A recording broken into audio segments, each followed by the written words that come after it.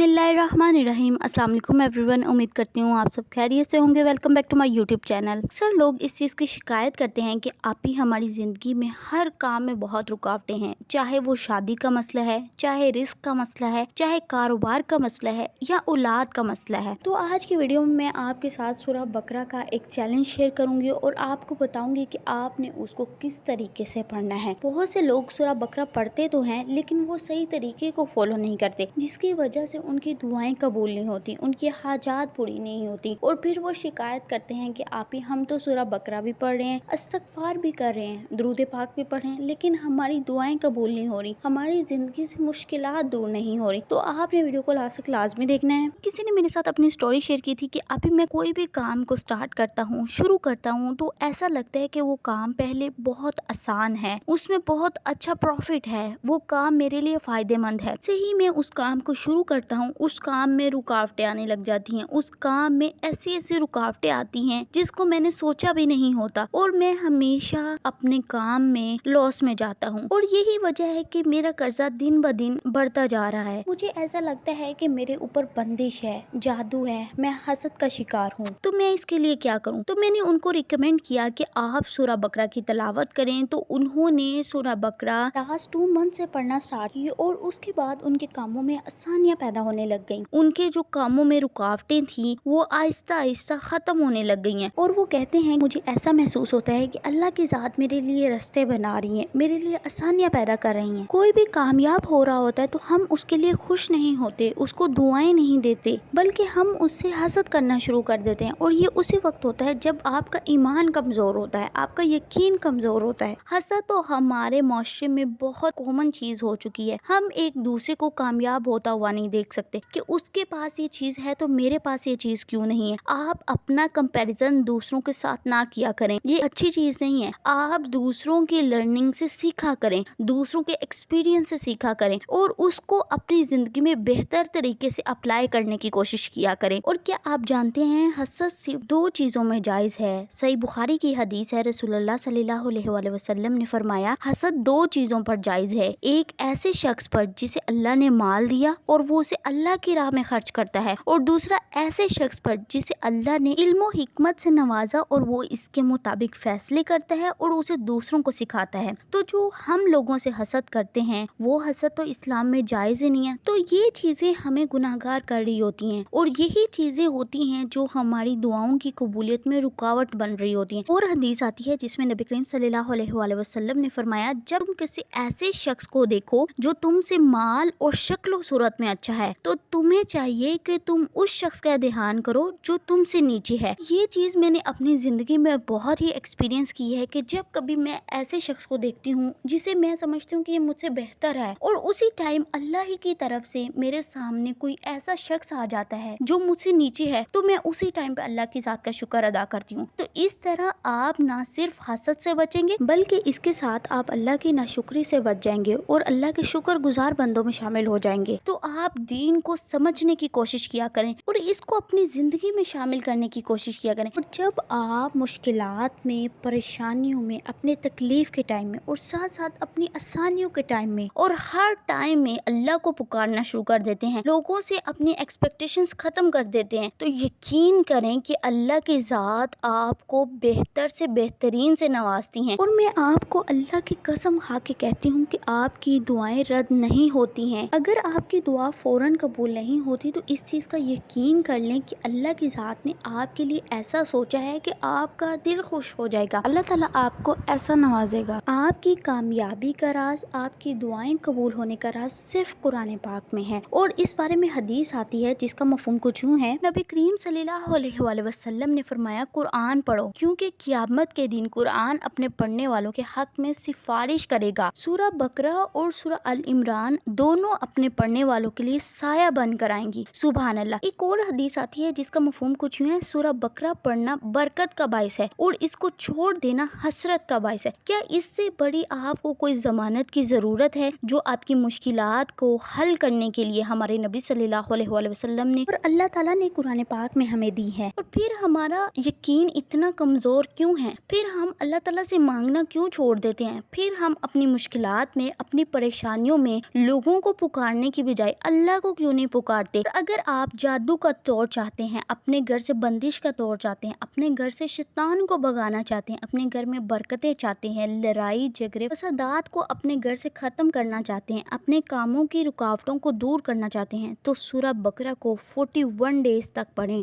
आपने इसको इस तरह पढ़ना है कि आप हाफ सूरह बकरा दिन में पढ़ें और हाफ सूरह बकरा आपने मगरिब के बाद पढ़नी है, क्योंकि शैतान मगरिब के बाद हम पे ज्यादा अटैक करता है। तो आपने मगरिब के बाद पढ़नी और फिर ईशा के बाद आपने 2 रकत नमाज हाजत के पढ़ के और फिर आपने 313 बार फसयकफिकहुमुल्लाहु वहुवस्समीउल अलीम पढ़ना है। और उसके बाद आपने दुआ के अव्वल आखिर में 7 बार दरूद इब्राहिमी पढ़ना है और अपनी दुआ मांगनी है। दुआ में सबसे पहले आपने अल्लाह ताला से अपने गुनाहों की माफ़ी मांगनी है, फिर आपने दूसरों के लिए दुआ करनी है। जब आप दूसरों के लिए दुआ करते हैं तो फरिश्ते उस दुआ पे आमीन कहते हैं और उससे बेहतर अल्फाज में आपके लिए दुआ करते हैं। तो आपने फरिश्तों से अपने लिए दुआ करवानी है। तो फिर देखें आपकी मुश्किलात, आपकी परेशानियां कैसे अल्लाह की ज़ात ख़त्म कर देती हैं और आपके हाजात को पूरा करना शुरू कर देती हैं। अल्लाह पाक हम सब की नेक दिली हाजात को पूरा करें। जो मेरी बहनें रिश्तों के लिए परेशान हैं, अल्लाह पाक उनके लिए नेक असबाब पैदा फरमा दीजिए। और जो मेरी बहनें अपने शोहरों के रिस्क के लिए परेशान हैं, अल्लाह पाक उनके लिए हलाल तैयब रिस्क का इंतज़ाम फरमा दीजिए। जो मेरी बहनें औलाद के लिए परेशान हैं, अल्लाह पाक उन्हें नेक और सालिह औलाद से नवाजिए। तो मेरी बहनें इसलिए परेशान हैं कि उनके शोहर उनसे मोहब्बत नहीं करते या उन्हें मनाने के लिए नहीं आ रहे, अल्लाह पाक उनके शोहरों के दिलों में नरमी डाल दीजिए, वो उन्हें मनाने के लिए आ जाए। अल्लाह पाक हम सब के वालिदैन को सेहत तंदुरुस्ती वाली ज़िंदगी अता फरमाइए, आमीन। मुझे भी दुआओं में याद रखिएगा। नेक्स्ट वीडियो तक स्टे ट्यून, स्टे ब्लेस्ड, अल्लाह हाफिज़।